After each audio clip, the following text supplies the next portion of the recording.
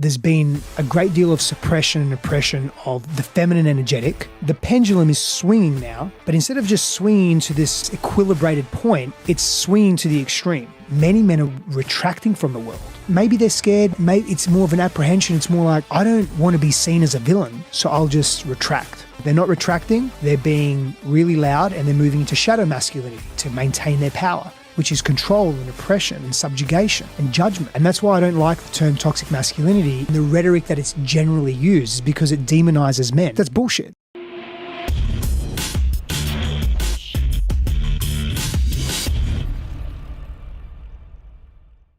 What's going on, everybody? Welcome to the show. Today's guest, Stefanos Sifandos, is a relationship expert and coach, but also speaks very, very clearly on topics like masculinity, sensuality, sexuality, just a broad range. He has an incredible story, and I can't wait to dive in. I got to admit, man, you fucked up my morning a little bit. So I can't wait to hear how. Well, I'm looking at my list of, I have 4 interviews today, right? Yeah. And I know the first guy, Mike and Kara Ayel. I know them well. After you is the Meat Mafia, which is an amazing brand of carnivore diet guys. Yeah. They're young guys, whatever. And after that is a guy named Sam Gibbs Morris, who's an interesting guy as well. Yep. So I'm looking at him like, oh, fuck, Stefanos. Like, what do I wear? Like, I'm looking at your brand. I'm like, this guy is all like, you know, he's sexy. He's got this man crush. I have wardrobe changes, dude. I have multiple things to wear. So I was intimidated. Brushing my teeth, making sure I flossed right, all that stuff. Oh, God, man. Well, I like the complimentary grey to my white. That works well. Does it? Opposites, grey shorts, grey. That's a thing? That's a... I think so. Grey and white's good. All right, cool. Your story is incredible. I want to dive in on this a little bit. So you know, right now you talk a lot about sexuality, sensuality, masculinity, a lot of these relationships, right? A lot of these incredible topics. And I think you add a ton of value with the content you put out there. I know the programs you have. But going back, you're sort of a late bloomer, you would say, sexually, and your entry into you know, your own sexuality was turbulent. Could you just kind of give us some sense of that to start out? I was just got off a client call now, just before here, and we were speaking to his pathway and his introduction to sexuality, and that started when he was 12 years old, which is, for me, very young. Yeah, me too. And I remember in my primary school back in Australia, 12-year-olds were having sex. There were a few people in our class. And we had a small class, man. It wasn't like a big, I don't know, Central Dallas high school or primary school where there's thousands of kids. We had literally 70-something children in our school. It's like, I don't know, 18 to 20-something in our class. Sure. And a few of them were having sex at 12 years old. And that was very scary for me at that age. I was overweight. I was very shy. I was full of shame. I was experiencing a lot of pain at home. I was very retracted as a kid. And so as I moved forward, very, very shy. Hit about 17, and my friend says to me, well, I'm visiting Ada Rose, Studio 205, which was the, I guess, the brothel. Brothel, yeah.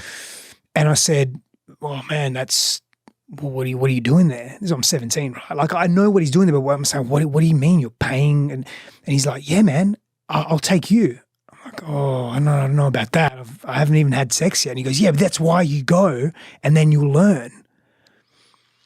I said, okay.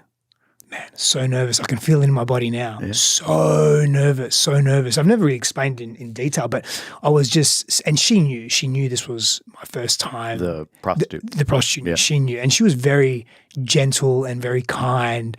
But man, I was there. I was just standing there. She undressed me. I was shaking, man. Shaking. God. You were how old? 18? 17. 17. Yeah. And I hadn't masturbated by then either. No shit. Yeah. No sex. No. I had no sex. No sexual emission. No ejaculation. Nothing. Wet dreams. Wet dreams, sure. But I sort of knew what it was, but I didn't. It wasn't a proactive thing. Well, can I ask why? Was it a conscious thing not to? Shame involved in it, or something? Shame and shyness. Like, I'd been with girls and had, you know, oral sex and mutual masturbation and played, but I hadn't had penetrative sex at that point. So I had some level of familiarity, but I hadn't masturbated myself. I was exposed to porn when I was about maybe 13, 14 years old, which again, I felt very retracted. It was all very new for me, largely because of the way I grew up. And it wasn't just the values imposed, it was more the violence in my household that just caused my nervous system to retract. So anything that was big or anything that caused me to be seen, right? I didn't understand that back then. I know it now. Anything that caused me to be seen in the world made me retract because there was a risk. If I'm seen, then I may be hurt, or I may experience shame or judgment or ridicule or rejection or humiliation, which is a lot of what I experienced at home. Yeah. And so there was that retraction. But I remember, and she undressed me and she placed me on the bed and she put the condom on me. And I don't know if this is too graphic, but no, just, please not. We're adults, right? Please. Yeah. And man, I ejaculated within seconds. So you were able to get, I was going to ask, could you even get erect? Oh yeah, I was erect. Wow. And this is an interesting conversation because I was literally just sharing this with my client. Most men are going to experience, men have a tendency to be extreme. There are a few reasons for that. It's our cultural conditioning. It's the way that we've evolved. It's our the hormonal profile we hold, but we tend to oscillate in extremes. And in this particular arena of sexual expression, we either are impotent, so to speak.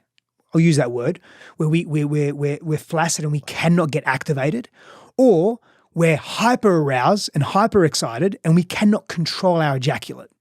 So, good news is over the years, I chose to learn to really master breath and body and what was happening internally in my internal state to be more connected to the sexual experience and to the woman and to myself and to all those things as a result of that. Because I chose to really look at that. And so, that pain became, I guess, an upside for me. But I remember just, ejaculating immediately. Upon penetration? It wasn't even penetration, man. It was oral. Wow. Yeah. Okay. So, and again, shame reinforced because you have conversations as locker room talk, right? And if you're ejaculating early, it means there's something wrong with you as a man. And so it reinforced a lot of negative self-worth, low self-worth, inconsistency in my own self, a sense of incompleteness, insecurity. And of course, I had to compensate for that. And so how I compensated for it was by having lots of sex with lots of women all the time, whenever I could. And it became an addiction, became a way to prove my worth, to demonstrate my value. So that became a very long journey of well over a decade. And there was a lot of infidelity and cheating and secrecy, really. And I stayed in that underworld as well, that underworld of sex. What do you mean by underworld? Brothels, prostitution. Were you ever on your own? Were you a prostitute at any point? Or no. But thought about it. You did? Wow. Yeah, I legitimately thought about it. Yeah. In fact, many years ago, I had a client that said to me, I could pimp you out, man, very easily. And I didn't even want a cut for it. We could do it. Be fun. Considered it. I'm just thinking, does it fulfill that what you were like? You were just having sex everywhere. So hey, why not get paid for it? It was what I thought maybe you could trip into. Yeah. Well, I very much almost thought about it. And he was an architect and he had access to a lot of female clients. And but I'm sorry, the underworld. So brothels, all of that continued down. Yeah, the shadow side of sex, right? Yeah. Like where it's not spoken about, where sex parties, all those things, and not conscious kink or conscious sex parties, for lack of a better term, but just really dark underground stuff. But then again, all that did was reinforce a lot of shame and reinforce a lot of withholding, right? And reinforce a lot of having to wear masks and a lot of different masks with different people and looking over my shoulder constantly. And didn't help that I, again, was mixing with people that were of the underworld as well, gangs and criminals, and it just wasn't. I've lived a very interesting life where I've been on so many different ends of the spectrum, where I've been able to sit in rooms with government officials and centimillionaires and billionaires, and I've sat in rooms with very high level criminals as well.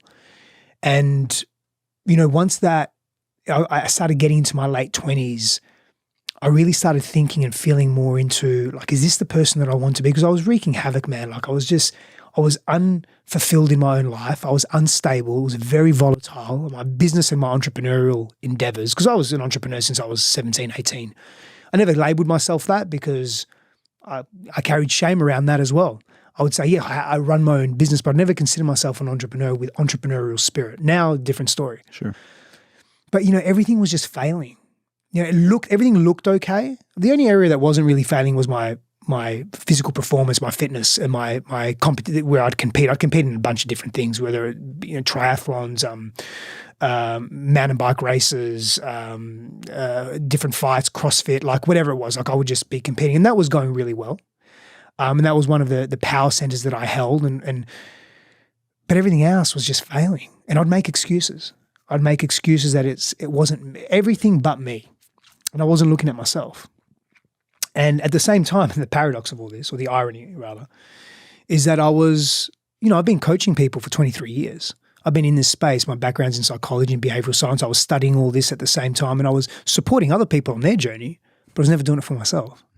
That was the ignorance, the arrogance, the masks, You said entrepreneur at 17. What was that? What was the business? Was it in this space? Was it coaching? It was in fitness. Oh, in fitness. Yeah, in fitness. Yeah. So I started because what happened was when I was around 14, 15, 15, maybe even 16, I started losing a lot of weight. Mm-hmm. I did something called, I think you have it here in the US, called the milk run. I don't know. So, well, back many years ago, it doesn't really exist now, but many years ago, there'd be a truck that would have milk and orange juice and eggs and bread, and they would go deliver to certain neighborhoods, and a man would be driving the truck someone would be driving the truck that usually runs the business, and then you'd have runners, milk runners. So I would run to houses. Oh, is that what they, Yeah, we so used to have a milk guy. Yeah, milk guy, yeah. Sure. So I would jump off the back of the truck with whatever I had, deliver it to that address. He would tell us where, be me and my friend, and you do a lot of fucking running. Yeah. So you lose a lot of weight. Sure. And I started coming into my body, and then I started training with a good friend of mine and hitting the gym, and I started feeling better in my body, right? A little more confident there. But again, it was the source of that was compensation, because I didn't feel good in who I was for so many years, right? And teased for so many years about my weight and so forth. And so for me, I started thinking about, what do I want to do in the world? I don't want to work for someone that's fucking boring. And I tried that. And I tried a few different, I worked at a retail outlet. I remember one of the first in Australia back then, the first digital TV to come out. It was like $23,000 or something. It was a small LCD or whatever it was. It was so shit, 23 grand. I was working in a retail store, right? Yeah. And then I worked with a freight forward in a shipping agency, but I never enjoyed it. And I was still at the same time working on my business, which was I'm gonna go to people's houses, I'm gonna train them, I'm gonna develop these nutrition plans, I'm gonna try and sell them online, I'm gonna write a blog, and I did all these things. But again, there was no real success there because I was immature, I was ignorant, I didn't know, I was green, I didn't have the fortitude and the resilience, I didn't have good people around. There was lots of reasons, and a lot of it was because I just was unable and unwilling. Sure. Right? But that's sort of where it started, and then from there I just constantly would build different businesses, but in the industries, the things that I was really passionate about. So human development, human performance, mental, emotional, spiritual, physical, like in those areas. When and where was bottom? You were near bankruptcy, friends are taking you to the grocery store to get groceries. Like when and where was bottom for you? I think it's been a few times and I've been able to avoid it. Very similar to what we do here in the world. In the US, as an example, we'll just print more money before we hit rock bottom, Yeah. As an example, yeah. We'll bail out that bank or we'll bail out that automotive company before we hit rock bottom because of the cascade effect and the domino effect of that. Which, side note, I've been thinking about this. Like, are we truly a capitalistic society if we don't allow failure to then grow from that failure? Anyway. I'm with you. We can get in there. We'll see if we have time to go for it. Yeah. Anyway, so I never allowed myself to really hit rock bottom, and that was part of the problem. Because I do believe we have to, it's not about hitting rock bottom, but we have to experience a level of deficit or pain in our lives. And this is not because this is gospel or this is how it has to be, but I think it's where we are as a collective consciousness that for the majority of us, if we don't have a rock bottom pinnacle in your face event, we don't change. Now, it's not the only way to elicit transformation and change. Definitely not. We can be introspective and reflective and have a proactive practice of being almost mitigating the rock bottom happening by being able to see it because we're introspective, we're releasing emotions, we're connected to ourselves. We have a practice, an embodiment practice. For men is very important, a spiritual practice, whatever it may be, a physical practice. And we can catch it before it happens, and then we can deeply change and do the inner work to elicit change. But most of us don't have that, I guess, blessing, or don't have access to it just yet. And I think it's reflective of our collective consciousness, where we are as a humanity. So we have to hit rock bottom to really change. But often what happens is, not all the time, But when we hit rock bottom, it's too late. That's why we see so many suicides. So many people ending up in mental asylums or in pharmaceuticals. And they delay the rock bottom, which could deeply transform their lives. And so I did a lot of that. So I guess my first big rock bottom where I really, really changed and shifted was about 10 years ago. And I was in a relationship with a woman and I was cheating on her. And at the same time, I really cared for her. Like I really loved her. And I was going to propose to her, but there was so much friction and tension because of my guilt and my shame with everything that I was doing. We weren't getting along and I delayed that and she could sense it and she found out. She discovered that I was cheating and that was just a snowball rolling down a mountain, picking up all the shit and all the debris. But that was for me the turning point in my life. I just didn't want to do that life anymore. And I had been thinking about, she actually found old emails and she purposely looked because she had a feeling, she had a sense of that. And I'm grateful for her that she did that because I needed a change and I wasn't doing it. I remember a couple of weeks earlier having a conversation with a dear brother of mine saying, and he knew, half of what I was doing. Well, maybe more. He knew not all of it, but most of it. And he said, man, you got to stop this. This is not healthy. Like you're hurting this woman, you're hurting the relationship, you're hurting yourself. Like, why are you even in this relationship if you're doing all this? I said, no, you're right, man. I'm going to stop. I want to stop. I've really slowed down. But I just wasn't, there was that compulsion there. It was still, I wasn't looking at my stuff. That was fueling all of it. And that's what we do. We don't look at our stuff. We don't allow ourselves to feel. We don't allow ourselves to move through. And we have to be forced. That's the rock bottom. Yeah. And that's what happened. Man, have you ever heard of the concept of the region beta paradox? No, tell me more. It's very interesting. It's popped up a few times. And region beta paradox. Yeah. So paradoxically, the worst situation is better for you. It's kind of what you were just describing. So the example they always use is, say you're a mile from your office. It's a mile away, so you can walk it, right? So it takes you 20 minutes to walk that.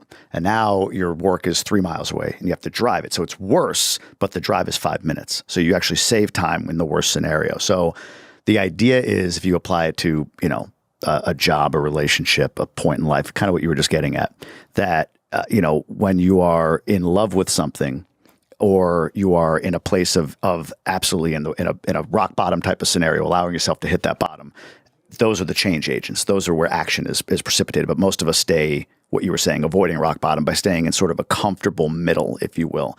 So paradoxically, to your point, if you allow that rock bottom, if you allow yourself to sort of drift into the depths and hit it, that actually creates action and change in your life as opposed to trying to stay in the comfortable middle. I feel like that's what you're describing. Yeah, very much so. Yeah. Yeah. I think we're too much creatures of comfort in our society. We're too comfortable and we don't challenge ourselves enough, particularly as men. What your brand, what you do, what you're about, all of what you teach, there's these words. I said at the beginning, like masculinity, there's relationship, there's sensuality, there's sexuality, there's all of this, right? So today, you've built an incredible platform to help people I feel like help people around these concepts, or at least be able to dive deep on these concepts.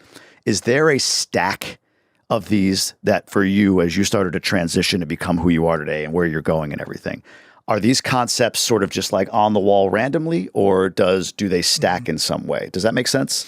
I think so, yeah. So I definitely have a stack that's quite simple in terms of accessing practices, right? Like practices that can support us on a daily or regular basis. Well, let me take it a step back. I think I know where you're going. What I'm asking is, in order to achieve, in order to be enlightened, if you will, I don't like that word, but you get the point, around who you are as a sexual being, does it start with understanding your masculinity or your femininity? Or is it the other way around? Or is it, in other words, is there an order to the concepts that you teach and talk about and help people with? Or is it like, nope, this is one area and, you go into that, but it's somewhat related, but not really, to masculinity or whatever the case? Or is it like, got to start with who you are in this regard and then you build on this and build on that? It's not a one size fits all. However, there are starting points that are helpful for the vast majority of us. And so, a big part of my background is in developmental psychology. And so I look at how impressionable we are as young people, as children, and I look at how we absorb information from the outside world and how generally we make that information mean, like how we make it mean and what we make it mean. And when when we are young, it's all about us. And we have to be selfish in order to realize our separateness from other people, and then develop greater empathy, compassion, communication, connection, leaning on people, relying on people, learning how to set healthy boundaries, all those things. But we often internalize our experiences. So for example, and most of us will experience trauma or difficulty, and trauma resides on a spectrum. There's big T and little t trauma. It's not all growing up in a war-torn country or experiencing sexual abuse or whatever some of the big things, or being in a car accident, a very horrific car accident. All of that is trauma, and there's very subtle trauma as well, where, you want dad to put you to bed at night, but he doesn't because he's focusing on his work, whatever it may be. That can be a form of trauma, neglect. And how we interpret it is really matters. It's less about the experience and the event, but how we interpret it. And so when we have an experience where, mum or dad yells at us, or mum and dad are fighting and they divorce and we're 6 years old, well, it's our fault. We must have done something. And that often carries with us, stays with us as adults. It becomes more unconscious, but it lives in us still. It forms our habits, our beliefs, our values, the way we see the world, the way we give and receive love, the way that we retract, the way that we deal with shame and challenge, the way we look at pain. And so one of the first steps is really undoing what was done that wasn't healthy for our continued development as adults, our growth. Because for me, growth and expansion, they're synonymous terms in love, are one of the prime directives of why we're here, to expand, to grow, to love, to experience that, to be that. And what often holds us back are these patterns and these ways of being that are very unconscious, and they live in our bodies, they live in the crevices of our minds. And so undoing that, it's not reliving the past, it's not retelling the story of the past, although that has a place in healing, in creating wholeness, neurological wholeness, physiological, psychological, emotional, spiritual wholeness, although it's not the only moving part. A big part of it is expressing what was not expressed somatically through the body. And when we do that, there's a freedom that takes place because we're releasing feelings that are still in this, that are caught as part of the trauma loop, as part of this activated sympathetic hypervigilant nervous system. And when we're able to release, we're able to almost shake off that adrenaline, shake off that cortisol that's associated with that, that's been compounding for 10, 20, 30, 40 years. And we're able to see the world differently, see the lens, see ourselves, relationships through a different way, in a different way. And so unraveling all that is a starting point. Integrating somatic work is part of that process. Needing to feel safe in our nervous systems is equally as important. Safety is the healing. So if we don't feel safe, if we cannot regulate our nervous system, in other words, move from a low-dose sympathetic nervous system activation to more of a parasympathetic nervous system activation where we actually are safe, and we can't do that for ourselves and we can't experience that in other relationships, we won't be able to deal with our trauma. We won't be able to deal with the beliefs that form who we are. We won't be able to deal with the negative self-talk that we have. We won't be able to deal with the psychosis that we sometimes experience, or the spectrum of psychosis, right? That is essential to feel safe, to be in safe spaces and process, move out this stuff that's stuck, is foundational to any change that anyone wants to elicit in their lives and in their relationships. Wow. Okay. So somatic work, breath work, exercise. What are some things that you do? You just named two, right? Okay. So breath work is one of those exercises or one of those somatic practices. Sure. We want to be able to resource ourselves. A sauna, a cold plunge, a hot cold shower, going for a walk, light exercise. This is all somatic work. Body work, physical body work, coupled with psychological and psycho-emotional exploration. Has to be, right? Doesn't have to be, but it's very helpful. In order to get, I can't just start doing push-ups and release whatever psychological becomes trauma. more of a release valve. But when that becomes a release valve, right. You're still just keeping the wolf at bay. Yeah. But when you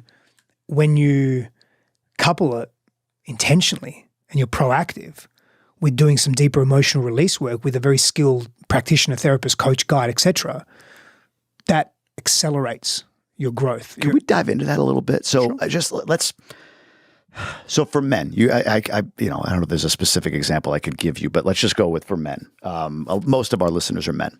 So for men that are coming to you from a place of like, feeling this, I'm not feeling whole. I feel like I need to advance my life or whatever the case may be. Yeah, men won't say, that's a good point though. I don't think men will say, I don't feel whole. They'll probably say, I feel empty, or I feel incomplete. I feel something's missing. I don't feel satisfied. I'm bored. Shit like that. And then that's where their minds deviate, Yeah. Drugs, alcohol, more work, more success, more women, whatever it may be. So how does where I want to go with this? This topic of masculinity has become so big. I mean, from the Andrew Tates of the world up through Jordan Peterson, right? There's a lot of discussion on it, and I feel like the reason why you're not all about masculinity. I mean, but still, there's an element of your practice I feel that deals with masculinity, and there's the phrase of toxic masculinity, and then there's the counter argument to that, and there's all this noise around it. And I feel like the Andrew Tates, the Jordan Petersons, these folks that are talking about this topic are getting such play because there is a I don't know if the word's attack or stigma around being masculine, around masculinity. Like, I think in many ways, the idea of masculinity is synonymous for some with toxic masculinity. How does that? A shame. I'm sorry? Which is a shame. So, yeah, how does that manifest? Like, what is toxic masculinity? Does it exist? My first question for you. Yes, it does. What does it mean? Yes. So when I look at masculine, feminine energetics, it's a way of expressing and being that's dualistic, that resides within the human being. It's a way to understand through contrast who we are as humans and how we can relate to others.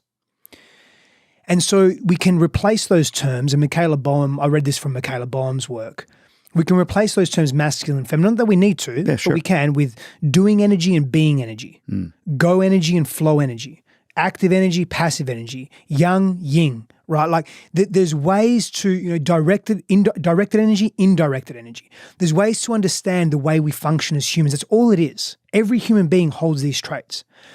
So from that perspective, what holds this capacity for this dual energy, right?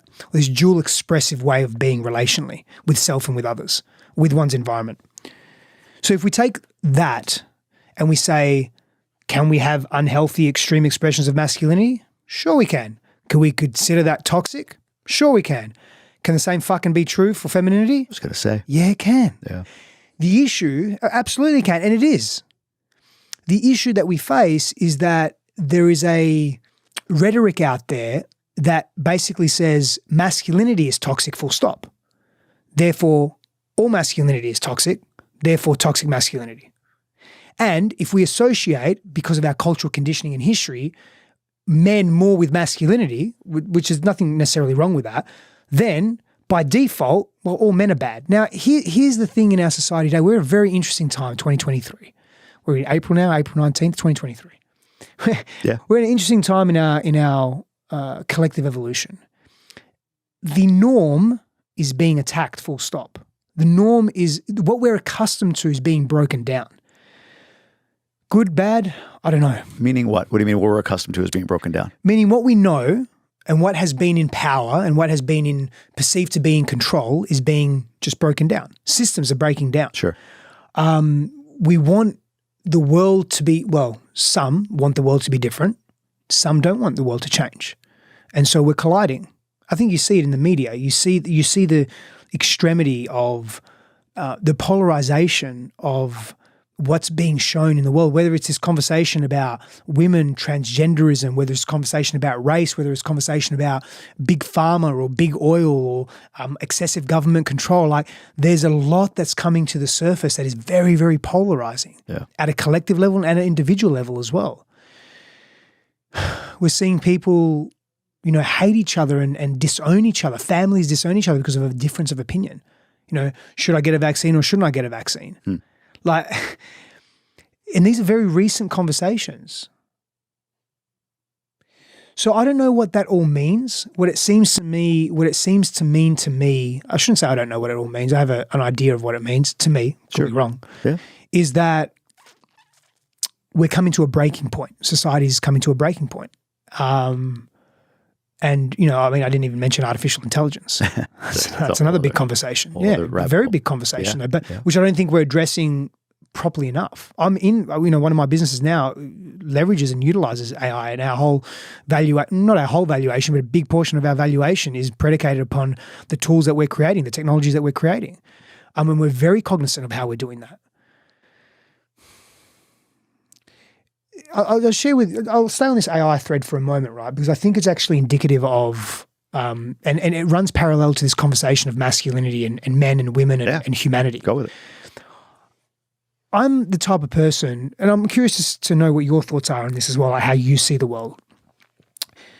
Like there's this sort of extreme thing here, whatever it may be, and there's this extreme thing over here, if we just use a linear diagram, and then there's everything in between. And then for me, there's everything outside of that, which could even be more extreme or even just outside of the extreme, and everything all around it. With AI particularly, and I have a sense that, this potentially could happen with this conversation around men and women and biology and gender differences and so forth, that AI is either going to be really fucking great or it's going to be very dystopic, and there's nothing in between.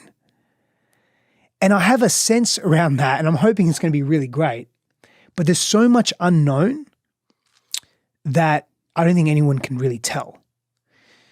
So the parallel for me with this conversation around toxic masculinity in men is that some would say that there's been a great deal of suppression and oppression of the feminine energetic and women the last thousands of years. Sure, right? Forever. And the pendulum is swinging now, but instead of just swinging to this more, I guess, equilibrated point, it's swinging to the extreme. We saw this happen a little bit in South Africa as well, right, with the apartheid and the race wars there. And any extremes are just not healthy. And I get where the extremes come from. Sure. I get how the psychology, of course. Yeah.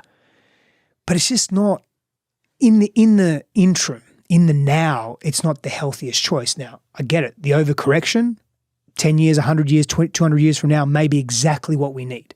And often that's the case, but it causes a lot of disharmony in the process. And what we're seeing now when we're talking about men and masculinity is that many men are retracting from the world because it's not, maybe they're scared, maybe it's more of an apprehension. It's more like, I don't want to be seen as a villain, so I'll just retract.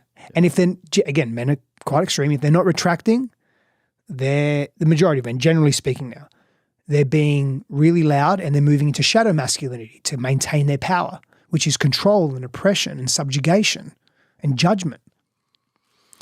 So that's my concern with that. And that's why I don't like the term toxic masculinity in the rhetoric that it's generally used, is because it demonizes men. Yeah. And that's bullshit. I completely agree. Man, that was really, really well said. And with the accent, it makes it even sound smarter, I'll be honest with you. But, you make the point. So I don't see it that way. I see it makes me sound dumber. No, I don't like my Australian accent. On this show, I had a guy on.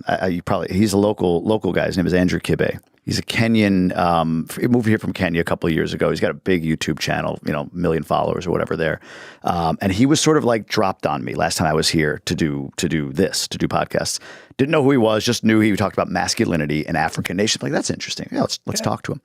So he comes in, he sits down, and we have a cordial conversation for the first 45 minutes. I only released this episode recently because I'll be honest, I was afraid of being canceled as a result of it.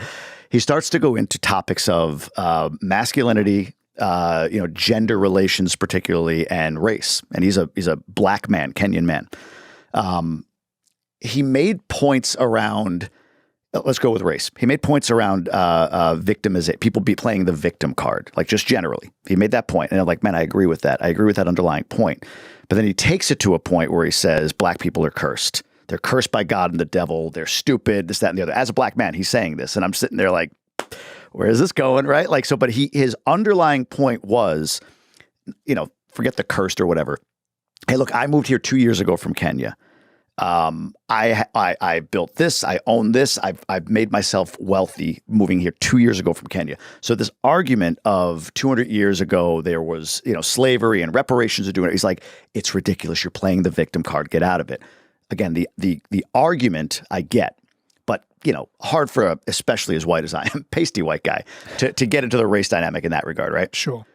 On the topic of masculinity and men and women, he made the point that that male energy is being forced to follow the feminine, which I like how you said it, the different phrases for masculine and feminine, active versus passive, right? That he made the point, and it's like, wow, there's some really interesting, great discussion points in there. But they went further when I asked him the question, like, can women lead? He said, no. Like, never, everywhere, no. Not in a corporate environment, no. And I'm like, well, why can't they? Because they can't physically impose themselves on a man. It's like, do they need to in an office or whatever? But to your point, I'm trying to bring this together. Like, he has an audience because I think, somebody like me, like, it's almost like a guilt in saying it. Like, man, I get the underlying argument that he's making. I get it. Then he takes it to this extreme, right? And that's where it gets, for me, toxic, to your point. But I feel like we're in this place where in order to be heard, I can only speak from masculinity as a man, in order to be heard, in order to feel like you're not toxic, like the Andrew Tates and the Andrew Kibbes and these people that are out there that have this big message, this extreme message, are getting traction because you said it, a lot of men are regressing. So yeah, they need a hero to worship. I'm sorry? They need a hero to worship. Correct. Or a movement to follow. Correct. So I agree with you. My concern, like I have 2 young boys, right? So my concern for them growing up is, are they vilified for being naturally masculine, or are they vilified for more than likely in our society? Yeah. Right. Yeah. I don't think Andrew's name. Andrew Kibbe. Yeah. Kibbe. I don't think Andrew Kibbe is being toxic in his expression. I don't even think he's being extreme per se. I think what he's doing is, and I don't know his work enough, so I can only comment on what you shared. Sure. Is that he's just very clear on what gender roles are for him, and what expressions, characteristics, things that women and men should be doing are, and he's just really stuck on that. Like, he's very clear on that for him. Great point. Do I agree with everything that he said? There needs to be more context. So you nailed something. In an office, we're living in a civilized world. Yeah. Fucking, that's a very loaded statement. where violence isn't the norm. Yeah. However, here's let's just look at some facts, right? Who holds the most dangerous jobs in the world? Men. 99.9%. War? Yeah, men. If you're in a restaurant and you have your wife and kids there, and a gunman comes through, starts shooting them. I just got that. Yeah. Took you a second as well. Took you, and would you sit back and expect your wife to cover you, or is it instinctive for you to do that? Right. Yeah. And there are cultural reasons for that, but there are also hormonological reasons for that. Right. Right? There are biological reasons for that. There are conditioning reasons for that, historic reasons for that. It's not about wrong or right or we're better. Not at all. This is part of the issue that we've valued. Like, if we look at doing, right, we've created so much. And let's unpack this even fucking more. Sure. So my idea, my belief is that one of the reasons why men are so good at creating in the external world, in the doing, is because underlying that, we are very jealous and intimidated by the ability of a woman to give birth. Oh, interesting. Okay. Like, it's very, and we see it not as I think some of us, it's an unconscious, unspoken threat. So we have to compensate. Why specifically that? Birth. Just because it's the one thing? That we can't do, and it's fucking epic. True. You ever watch your wife give birth? I didn't watch directly, but I was in the room. Yeah. Yeah, you were there in the room. Yeah. You were there. Yep. It's a big thing, man. It is a big deal. Yeah. It's I don't know what you want to call it, but if you're religious, you call it an act of God. If you're spiritual, you'll call it, I don't know what. It's insane. Words can't express it. Correct. And so, yes, of course, we contribute to that, and we very strongly contribute to that, of course. But it's that female body that holds that baby, that gives life to that baby, that gives birth to that baby. And so I think over the years, we've become very good at creating in the outside world, and as a result of that, we've been very much in our doing energy, doing, productivity, creating, demonstrating our value and our worth. And a lot of this is unconscious, right? And a lot of this is because it's also exciting. Yeah. And we like to create as men. We like to be productive. We like to be of value.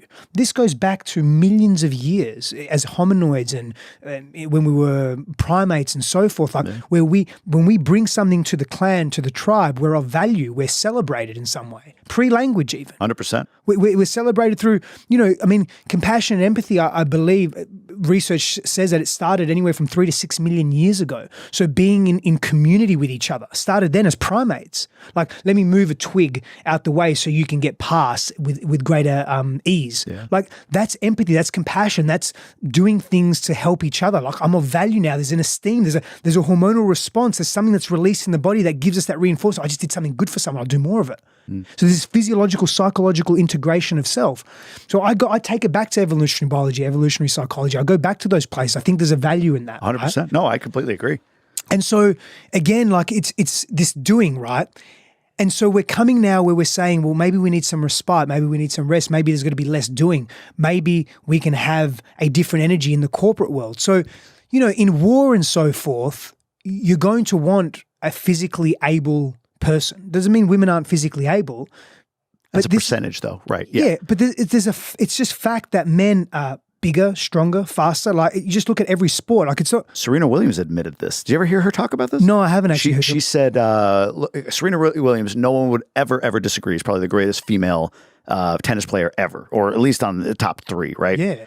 She's strong, she's powerful, and all of this. She lost to it was, I don't know, like the 700th ranked man in the world or something like that, right? And she said, she's like, look, I as good as I am, like, I understand that I rank like 500 on the men's list. Like, she admits it to your point. Like, it's not a bad thing. No. It's just, she's an amazing athlete, but you can't physically compete. You can't compare. No, and women bring amazing value that we've neglected. Feminine energy brings invaluable value, if that even makes sense, that we have neglected as a society. And that's why we're seeing these pendulum swings, because it's been too extreme in that way. But again, in an office, can a woman not lead? Absolutely, she can lead. Depends on the culture as well of that particular business, of that particular enterprise. Sure. It also depends on what's happening outside as well. One of my clients is a CEO for a major company that they're just gone public. She's a fucking boss. Yeah. And she's really deeply connected to her heart. Yeah. And she's an exceptional leader. And what she's been through the last few years, particularly, I won't go into the details, but what she's had to fight for and be a stand for morally and she's a boss. And she's deeply in her feminine energetic as well. So it's not that women can't lead. Right. Of course they can. In a situation of war, I don't know, it's interesting, Athena which is my daughter's name, Athena, the goddess Athena, was the goddess of war and love. Sure. So there's maybe something to say in that. But those are exceptions, right? Sure, they're exceptions. Joan of Arc is a significant figure in but these are exceptions. You can drop names on the like if you explore it, of course you can find, like, there's no such thing as 100%, right? So your point's very valid, and even like the concept of feminism, for me at least, is, I don't know I look it up. I don't know what the definition of it is, but to me it is, hey, if it's saying that, hey, listen, I want to make equal sure access to resources essentially is a big part of it. Say it one more time. Equal access to resources. Dude, you said it better than I could. Again, the accent, it sounds more intelligent. No, but seriously, it's equality of opportunity, right? It's essentially saying, hey, listen, not the equality of the outcome, not saying, hey, like the end game, sure, you are 50%, you are 50%, man, sure, woman, or we're represented in our government or whatever, exactly as men and women are represented in society. But it's saying, hey, you have the opportunity as a woman or as a man or whatever. But a feminist would say you have the opportunity. Where it crosses the line for me, any movement, is when there's this demand that the outcome is that way. I saw it in my corporate career before I left.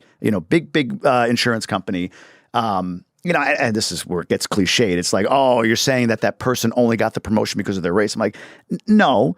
But were they moved ahead because of their race, because there was a clear discussion about, hey, or their gender or whatever, we don't have enough women represented in our leadership? It's like, I completely agree. So let's have a plan for that. A plan is very different to create opportunity than all of a sudden, like, wait a minute, this person's qualifications, forget what they look like. This person's qualifications are very different than this person's qualifications, right? Like, we don't look at that. We look at, well, but they're female, so now they've get all of these other qualifications granted to them. What's is it like the Boston Philharmonic or one of these major, what are they called? Symphony orchestras. Symphony orchestras, right. Used to do blind auditions so that there was no sense of are they black, white, man, woman, or whatever. They've done away with that. Now blind auditions are gone. They want to see exactly that, so they have a representative sampling. Like that's the shit that gets under my skin with any movement, feminism or whatever. And that's where maybe as a man, and people would say, oh, okay, well, you've had it good for as long as you've had it, it's time, somebody else's turn. And I have no issue with somebody else having the opportunity. None. No matter what they are, who they've been, where they're from, if they have a college education or not, it doesn't matter to me. Same opportunity for sure. But it does cross the line when it's like, well, you can't because you're a man, and that masculinity is toxic, and that's where I come from with it. Yeah, I agree with you. And at the same time, it's a very, very complex situation because minority groups or groups that have been oppressed historically are starting from a deficit economically and socially, and even just the perception of that. And so it is a complex conversation that is attempting to be mended by government policy saying to big corporation, well, you have to have a particular representation. Or in Australia, at least, it's like that in oil and gas and mining with Aboriginal people specifically. Yeah. Or it's corporations saying we want to look a particular way, which is the equivalent of greenwashing in the environmental space, right? Like race washing or gender washing or whatever it may be. And it's all tokenistic. Yeah. It's all to win favor of public demand so that their products can keep selling. And so when there's not a legitimate intention behind it to say, well, okay, there's a bunch of people that have grown up in poverty for many years, or a bunch of cultures that have grown up in poverty for many years, which again isn't completely accurate either, right? Like there's white people grow up in poverty as well. Sure. But again, this is such a nuanced, complex conversation. Right. There's no like this is the way it is and that's the answer to it. But right? we have to, I think what you touched on earlier around really giving this some careful thought and planning and not just making it tokenistic and not just doing it for appearance. That's what really needs to shift and change. And it's tough, man. Like I don't know what the easy solutions and the easy fixes are. I just know that how we're doing it now, I think is actually causing the polarization that we're experiencing, because it's like, oh, let's just quickly get a Band-Aid on it. Oh, let's quickly put some tape or some gaffer tape on it or duct tape. That will fix it. No, it actually doesn't fix it. It temporarily does something that stops the pressure or slows down the pressure, but it doesn't fix it. It doesn't change it. We're not looking at the system as a whole and saying what needs to shift here. We're just saying, let's just patch this on it and patch that on it and patch this on it. Yeah, if you're looking at it, it's a great point about the nuance, because if you're looking at it just practically, never minding the individual, ambition or this like I think about growing up, all cartoons were white. Right, I don't see that now with my kids. It is a broad, and I love it. Sure. I love seeing my kids are half Latin American. My wife's from the Dominican Republic originally, right? So I have a mixed kids, and there's a lot more of that, right? Mixed relationships, and what you see on TV is representative of all different colors and races and genders and all of this stuff, which was not the case way back. It's less homogenized, which is nice. Like we're very diverse people as humans. And it's the same thing. Like I to your point about passive versus active energy. When I was in my corporate career, there were two women in particular that and again, this wasn't like I was so enlightened to understand this then, but that's exactly, they had a lot of power, really smart, really driven, they, great ideas, but because they were more on they were feminine, they were more passive, and they needed somebody, and I happened to be the person for them to just allow for them, like to reach over and say, I know you're more passive. Let me bring you with me, as opposed to, well, you're not being active enough. These guys are, so men. We're going to continue to promote men, but it's going to take a generation or two to get there with that careful planning. But again, I understand if I'm an underrepresented population now, if I'm a woman in the workplace or somebody who's a minority of some sort, like, well, that's great. But I'm in my life right now. Like, I want to make sure that I make progress in this generation, not in 2 or 3 generations. So it's hard. It's a hard argument, either way, no matter how you shake it. Yeah. And for the vast majority of our lives, if not all of our lives, maybe that's going to change soon. We haven't been an underrepresented, group of people, you and I, I mean, I still am a Caucasian person. Like when I look at my genetics and I know my background, I'm 20-something%, nearly 30% Middle Eastern. Oh, no. But but I'm still Caucasian. I'm still seen as a white man, 41 years old. Like I'm upper middle class. Like I'm not in the minority group here. So I can only speak from my experience, like you can as well. Maybe men are moving, it seems that white cisgendered males are moving towards being a minority group, but the reality is we're not at the moment, right? And that's another thing, this stigma attached to minority and majority. You never hear the term majority group. You always hear the term minority group, but the stigma that's attached to that, it's like, oh, you're less than, or it's not that you're just underrepresented, but you're less than. There's something that you lack. Great point. That's just, we're fucking human. Yeah. You know, like, sure, some people are exposed to different environments that give them other skill sets, but humans, right? We have if you're born, you have the right to live and you have the right to life like every other human being.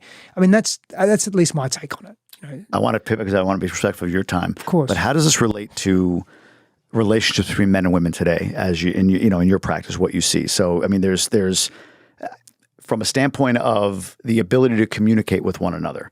Let's start there, and then I want to move into sex. But men and women, this day and age, all of what we just discussed about masculinity, toxic masculinity, women coming into their power, all of that. What's the state of relationships today? Everybody here talks about the divorce rate and shit like that, but what's the state of relationships today? I think there's probably multiple camps with this, but there's two camps, and we talk about your friend that came in from Kenya. There's the traditional gender roles camp, and if we behave in that way, then everything's just going to be fine. And if we all, men assume their roles and women assume their roles in every situation, whether it's everyday life or extreme situations, and everything's sweet. And then there's the other camp that says, gender roles don't exist. And I think there's a blend. Like, there's a blend there, and ultimately it becomes up to the couple. It becomes up to the couple how they want to be. And if they want to change some of their conditioning and some of their historical conditioning and their values that have been imposed upon them and they've taken on, then that's their choice. And I empower every single human being to fucking do their inner work and don't just do something because the majority is doing it because your dad did it that way and your grandfather did it. Great. Traditions are beautiful. I love traditions and they're healthy, but examine the tradition. Like, be with the tradition. Like, immerse yourself in it, whether that's a gender role or whether that's a morning routine, whatever it may be, right? So when we're looking at men and women, there's way too much demonizing of difference. I've used that term demonizing before, but there's this difference is bad. And this is why I think we're tending to homogenize everything in our society today as well, because we see difference as a threat where it can be an ally. And it's the same in intimate relationship. So we can approach things differently, whether it's sexually, emotionally, communication, but we have to have reverence and respect for the other person. And one of the ways that I do that in my relationship, and something that I teach my clients and I work with a lot with my clients, is, can you see, so let's just say you and I are here having a conversation, right? Now, we're two men. Let's just say it gets heated and it gets a really difference of opinion. Depending on our conditioning, we're going to want to do one of two things, generally speaking. We're either going to want to retract or I'm going to fight or flight. That's it. Yeah. Right? So in that moment, instead of moving to extremes and shutting down or fighting and leaning in or pulling back, can I regulate my nervous system? That's going to require practice, attention, time, all those things prior to being here. And more importantly, very simple practice. So if a man and a woman, partners, are in argument, can I see your little 7-year-old boy? Right now you're shutting down and you're not listening to me and you're ignoring everything I'm saying and I'm taking it personally. But what if I could regulate my nervous system, take some slow breaths, do a little bit of mindfulness practice, pinch my fingers, know that I'm safe right now. It doesn't have to escalate. And what if I thought for a moment, wow, maybe he's not actually shutting down towards me, but maybe this is a learned behavior. Maybe this happened to him when he was 6 and dad was screaming at him. And I'm making some assumptions here, but it's a story that can I see that little 6-year-old boy? Now, would I want to fucking fight a 6-year-old boy? No, I don't. That's ridiculous. Unless you have a pathology. So I want to nurture that little boy. So now I can start being compassionate with you. Now, safety is the healing. Remember I said that. Now I'm treating you differently and I'm not shutting down. I'm not being antagonistic like your dad maybe was. You start to relax. You start to be more open to my ideas now. Now we're working with each other. Now, if you're doing the same thing and you're seeing my little boy that needed to fight in order to survive, and you can have compassion, empathy for him, that changes the game. Now, translate that. I want to use a real life example here, right? But translate that to a man and woman having an argument, partners, a husband and wife having an argument, or boyfriend and girlfriend, even that, like the institution of marriage is being attacked now. Can't say husband and wife. Oh, that's a thing. Yeah. I mean, everything's a thing. What the fuck isn't a thing, man? Like, good point. You're worried about getting censored for someone just speaking their truth, and it's a legitimate concern to have. You don't want to get censored. It's fucking hard work. Right. It's a lot of effort. There's money. It's resources, and that's the thing. That's a world we live in. Everything's being attacked, man. Literally. I mean, maybe I'm being extreme. No. But you're absolutely. Right. But, Great point. There's a lot that's being attacked. Yeah. Again, all norms, the things that we're familiar with are being attacked and questioned. Not a bad thing. It's just the way that it's being done. I don't think is healthy. Side note, tangent. So, man and woman. As partners, it's imperative do you know your wife's upbringing? Yeah. Good. Do you know like some of the things that she went through? Oh, yeah. Some of the tumultuous times she went through, some of the celebrations she had. You know her intimately. Very much so, yeah. In argument or conflict, can you bring into your purview, into your consciousness, if she's behaving in an antagonistic way or yelling at you or stonewalling or rejecting you or being rude or being mean, can you not tolerate that behavior? Of course not. Set healthy boundaries, be a stand for who you are. But can you also see that little girl that's just gone to old coping strategies? They're called maladaptive coping strategies now in the present moment because they don't really serve the effective, conscious, clear communication, but they're learned behaviors. Can you see that little girl? Can you hold her in that moment? That's next level superhero shit for both of you to do that with each other. I don't always get it right with my wife. Definitely not. Far less than more. Far less than more. But I'm aware of it. I'm cognizant of it. I practice it. We both do. And if you can do that, you're changing. Firstly, you're healing generational wounds and patterns, man. And you're changing the way that you see each other and the way that you see yourself. And that's where deep healing takes place. You've got to make a commitment to wanting to be safe in the relationship. I don't know if that answers your question. It does. It does, man, in a major way. I love that. I love that example. There's a Burning Man illustration I've seen of sort of a wireframe of a man and a woman in conflict facing away from each other, and inside are two like bright children reaching out to touch each other, and that's what comes to mind when you just talked about that. Here's another take on that as well. I know what you're right. I think that's the intention of it, and it's a beautiful intention. The other take to that as well is that man and woman leaning against each other or having their backs to each other. I see them as leaning against each other. If one moves, the other one falls. Oh, that's a great point. Wow. And even in conflict, we're leaning against each other because we have conflict, especially repetitive conflict that's vested in very familiar patterns. We experience these conflicts to have a redo of a situation that is core to our personality, to our persona, to our wounding, to our trauma, to the people that we are, so that we can have a redo to heal that part of us, to move beyond it, to grow out of it, to grow out of that pain point, that pain pattern, that fear cycle, to actually become more connected to ourselves. We do that in partnership and in intimacy. We do that in friendship. We do that when we face challenge together and conflict together, and we go through it in meaningful ways that is loving and open. But if we avoid our shit, like I did for so many years, we don't get anywhere, and we just keep recycling the same shit over and over again. That hits. That's big. It is big, man. It's the biggest thing. Future millionaire women and future multimillionaire men, listen up. I have something to tell you, and I had ChatGPT write it for me. I haven't read it yet, so I'm going to read it right now, and let's see how it does. Are you ready to join a tribe that will elevate your life and business to the next level? GoBundance is the community for active entrepreneurial men who desire to live epic lives. And now, with GoBundance Emerge, men who are not yet multimillionaires and women who are not yet millionaires can experience the power of GoBundance too. That's pretty good.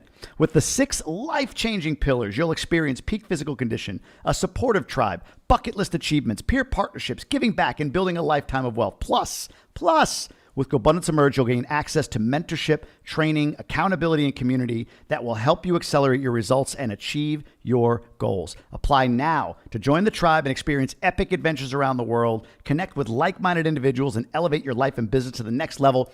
Go to GoBundance.com, fill out an application, or if you're ready for $5,000 a year or $500 a month, your call. Go to GoBundanceEmerge.com and simply join us. If you're a millionaire, male, $1 to $2 million in net worth, you're going to get certain aspects of GoBundance Elite that you'll be able to tie into by being an Emerge member. And on the ladies' side, we've got tie-ins with our Entrepreneur micro tribe to the GoBundance women's side of things, and they invite our GoBundance Emerge female members to their events consistently. GoBundanceEmerge.com. If you're not yet at that $2 million mark for a man, or not yet at that $1 million mark for a woman, where you could join GoBundance Women or GoBundance Elite, GoBundanceEmerge.com, or simply go to GoBundance.com, fill out an application, and I might be calling you. Back to the show. I want 2 more hours with you, but let's get into this. Sex in this context, is it the ultimate expression of that work?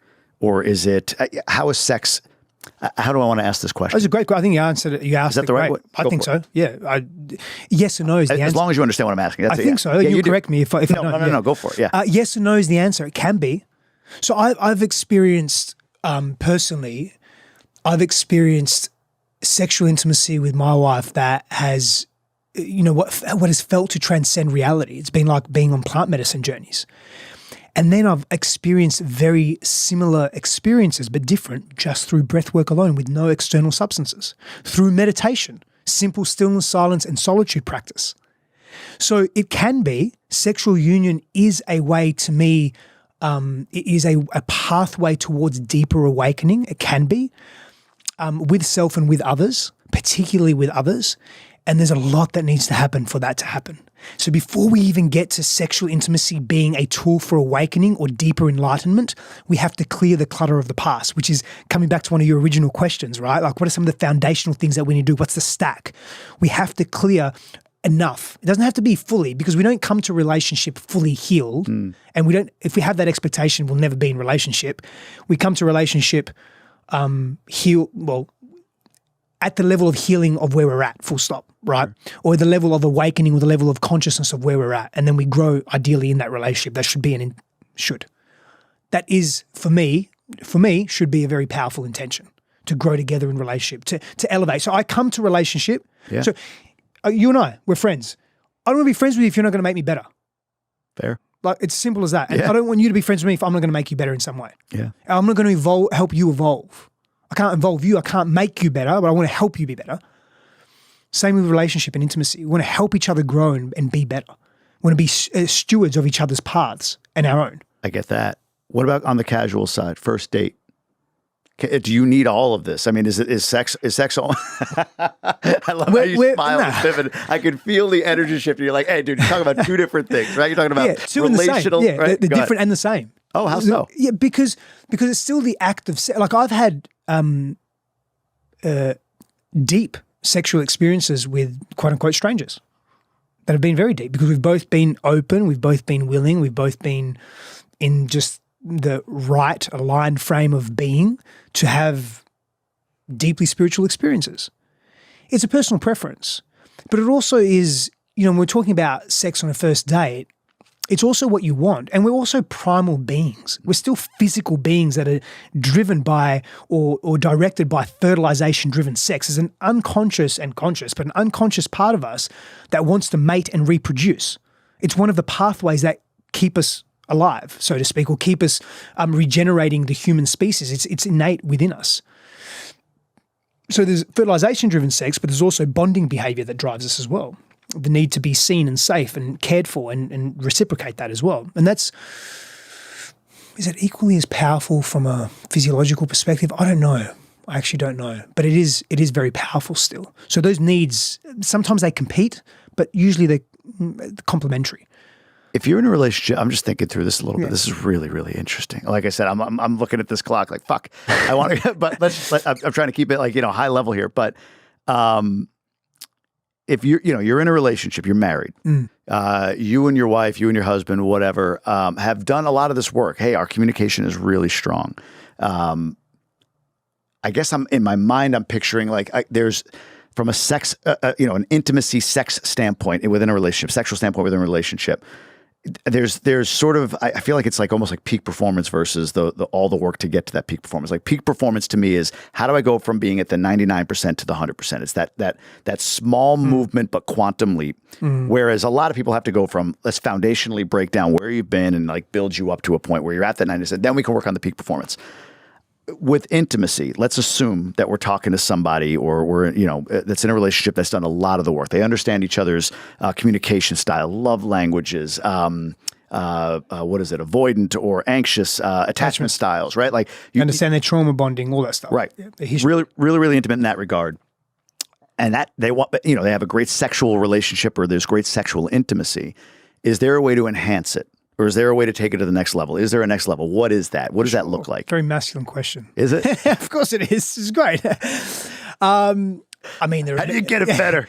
There are many different tools. You know, how do you fuck better? Come on, Steph, how do you fuck better? Okay. Well, and it's also goal orientated as well. Like fuck better for a purpose, right? And that's part of the masculine paradigm. Is goal orientation is objective driven. Not wrong with it. We need it to survive as well. Sure. I think it's just also overused in various areas of our lives. Like for example, you look at big business. You look at the public markets. Like it's a singular focus on profit. Nothing else. Every other value almost drops to the wayside. That obsession with that objective and that goal at some level has contributed to part of the collapse that we're experiencing in our collective society, That's right? True. Yeah. So again, it's this overuse of that masculine energetic is another way to say it. But to answer your question, there are many tools and techniques and practices. One can delve into, ancient Vedic wisdom like Tantra. One can delve into Tao, sexual Taoism. The Egyptians had deep sexual practices as well. I always like to go back to the origins of as far back as possible, right? And then build from there. You can have a sex coach or an intimacy coach or expert that you work with. You can practice abstinence with each other and have non-penetrative intimacy, non-sexual penetrative intimacy. You can practice that for a period of time. That's a practice called Carezza or Carezza. I'm not sure I think it's Carezza. A beautiful book, Cupid's Poison Arrow. Really, really enlightening book. Definitely read it if you're interested in this area. But there are so many, it's deepening conversations. It's also experiencing intimacy outside of the bedroom, so to speak. In other words, when you go through challenge together as a couple and you navigate that and you repair in really healthy, effective ways, that deepens closeness and connection, which deepens the possibility for heightened sexual intimacy. You can integrate plant medicines into your sexual experience. You can bring in novelty and variety that can look like so many different ways. You can, to dressing up, to role play, to bringing in new people. Again, there are considerations and there are consequences that come with choices that can be quite left field of what you're both accustomed to, but there can also be beautiful growth in that as well. Learning to build trust with each other. All of this foundational stuff is where it's at. Like that's where it's going to be. And it's you've got to be proactive. Like for example, I don't know if this is going to be a good example, but I'll use it anyway. I'm 8 seconds away to be ready for a zombie apocalypse. 8 seconds meaning I can get to where I need to, vest up, get my rifle, and away I go. But not because I have a vest and a rifle, but because I'm very confident in my physical condition. I'm very confident that if you said to me, "Hey man, we got to get out of here and we got to run 100 miles right now," and I may not do it well, but I know I'll do it. Sure. I got to carry you. I'll do. I'm confident in my physical body. Now there'll be a time where I'm probably not, but right now I'm confident in my physical body. When it comes to sexual intimacy, we have to be proactive in laying the foundations in place that we know we can go to the next level, whatever the mystery of the next level is, because we're constantly doing our inner work ourselves and we're constantly working on the little things and the simple things in the relationship. So we carry a confidence, and it's not an arrogance, it's a confidence that, we have a capacity to go to the next level because part of it is we've earned it, but more so we've been exposed and we have a familiarity and we can build from that. But it's all the little things that couple does on a day-to-day basis, how they repair, how they communicate, how they treat each other, how they value their values, how they respect and revere each other, how they ask questions. Do they have their own private lives as well? Do they have space in between their intimacy? All these things that they're doing that naturally just evolve every area of their lives, including their sexual intimacy. And I think, and I believe, even though sexual intimacy is grounded in the physical, there is this immaterial, ethereal component to it. And there's a mystery that resides with that. And we have to honor the mystery. And so if we try and orchestrate what is next in our sexual evolution, we're almost going backwards. And there has to be a part of us surrendering to the mystery that is sexual intimacy. Such a great answer. Approach just led with that. No. Every bit of it was incredible. It was such a great answer, and I'm noticing the time. Let's wrap on this. Where can people learn more about you? Where can people learn more about what you're doing? Well, firstly, I appreciate you, and I really enjoy this conversation. Me too. And I've just found a friend, so I'm happy with that. Thank That makes me, I vibe with you. So, and you're great at what you do. Thank you for the way you ask questions. Yeah, that means I got to tell you something after this about that. But go ahead, please. And then I'm glad that we're able to do this because I know we've been working on it for a few months. And secondly, where you can find me at Stefanos Sifandos mainly on Instagram. I'm on TikTok and Facebook and LinkedIn and all those things as well, and Twitter and so forth. Twitter's Steph Sifandos because they don't give me enough characters. But whatever. Twitter's the same shit that I put on Instagram anyway. I shouldn't call it shit. The content I put on there. And my website, stefanosifandos.com. Got it. Appreciate you, brother. Thanks for coming in. Thank you.